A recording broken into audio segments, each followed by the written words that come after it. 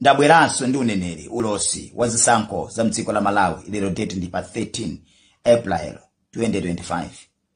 Munyengo imeneyi imene kukuchitika zisankho zikayandikira kumakhala mauneneri ambiri, anthu ambiri amanenera zinthu zochuluka, ambiri mwasokonezeka mukudzipatsa mafunso kuti pamene papa ndi zona zake mziti, wina anenera izi, wina anenera izi, kodi Mulungu wasokonezeka? Kodi Mulungu wagawika?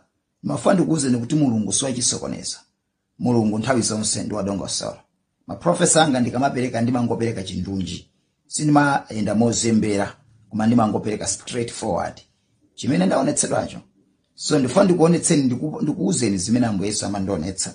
Chifukwa ndikamakupatsani zinthu pano, sindimakupatsani zimene ine ndimadziwa, koma Ambuye Yesu ndi amene amandionetsa. Iye ndiye Mbuye wa ambuye, mfumu ya mafumu, kalonga wa mtendera, akudza msanga kudzaweruza dziko lapansi, odala amene ali okonzekera.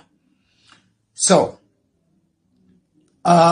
wina aliyense amene abweretsa mauneneri osemphana ndi zimene ndakhala ndikupatsirana akunamizana. Okay, zimene ndimaonetsedwa mpira umamenyedwa, unali ngati mpikisano koma oyimira zisankho. Umamenyedwa pakati pa boma limene likulamula ku Malawi MCP ndi zipani zotsutsa zimene zidapanga alliance. Ndiye mpira umamenyedwa mdziko la uzimu. Ndimaona MCP, boma limene likulamula, likuchinya kwambiri. Ndinaona zigoli ndithu zikulowa komano alliance iwa amapeza kuti pa gola amapona bwinobwino, koma kuti akamenya molomoti mpira ulowe pa golo mapeza ruwa njama wadumpha mwina Paul chigolo salowa. Ndipo mpaka na amene adapambana anali amene akulamula pano. Zimene zikutanthauza kuti zisankho zimene zikubwerazi amene adzawina bindu walamula, posatengera kuti kukhala alliance, koma musunge zimene ndikulankhulazi, adzawine ndi olamula. Mutakumva maprofese ochokera kwa anthu osiyanasiyana. Wina aliyense amene anenere kukuuzani kunena kuti yayi ndikuona DPP ikuwina, ndikuona UTM ikuwina, ndikuona Ford ikuwina, ndikuona UTM ikuwina, kumakupatsani kumakulimbitsani mtima, akuna mizana amene musankhulupirire. Vuto ndila kuti nthawi ya zisankho anenera ambiri amafuna kudya ndalama. Ndifuna ndikuuzeni mwa amenewa. Ine ndikulankhula pano palibe munthu amene anandigulapo prophecy sizidzatheka ndipo sizidzachitika, chifukwa ndimopa Ambuye. Ne anenera ambiri akozo mango kuna mizani, fani anenera ambiri ngongofuna kukhutitsa mimba zawo. Agulitsa anointing oil kaboro kangono ndalama zambiri chani ofuna ndiona ine alipire chani zimene zosembana mwa Mulungu. So sanga opeso lokupatsani prophecy yabodza, chimene akufuna yafuna ndalama. Nde kaya kabambe uko, kaya ku DPP, kaya ndikuti, kaya ndi kwa Ford, wina aliyense amene akuuze ndikuti mukolowa mboma ndikuonani olata tulutsa misozi, akuna mizani Mulungu sadantume. Unenero umene Mulungu sadantume akunama. Zimene ine ndakhala ndikuonetsedwa bwereza ndikuona boma limene likulamula pano pali kuwinabe zisankho mdziko la Malawi. Let me mulole kuti ndizike mchingerezi. This is what I saw in the spirit world. I saw competition. It was like the ruling government in Malawi and the alliance of parties. It was like they were playing a soccer competition.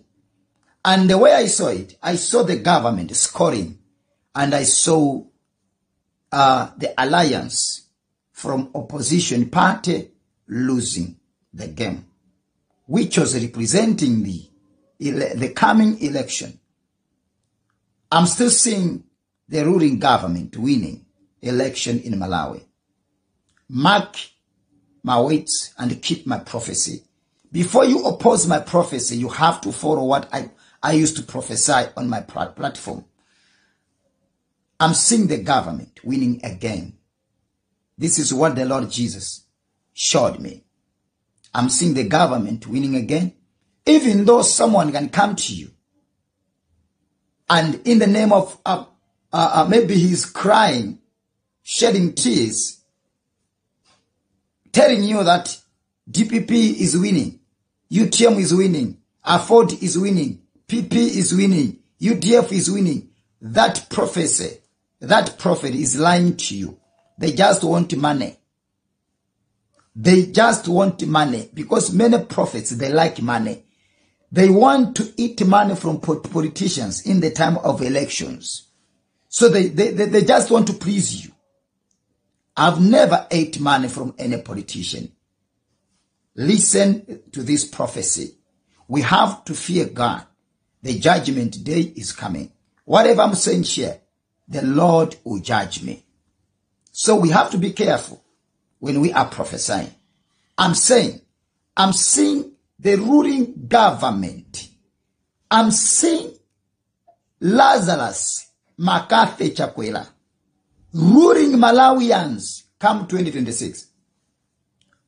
Keep this prophecy. Write it down. Even though you cannot write down, but in your head you keep it. Ruling government is winning again. That's the prophecy I have. God bless you. This is Prophet MD Harry Mbewe. Shalom.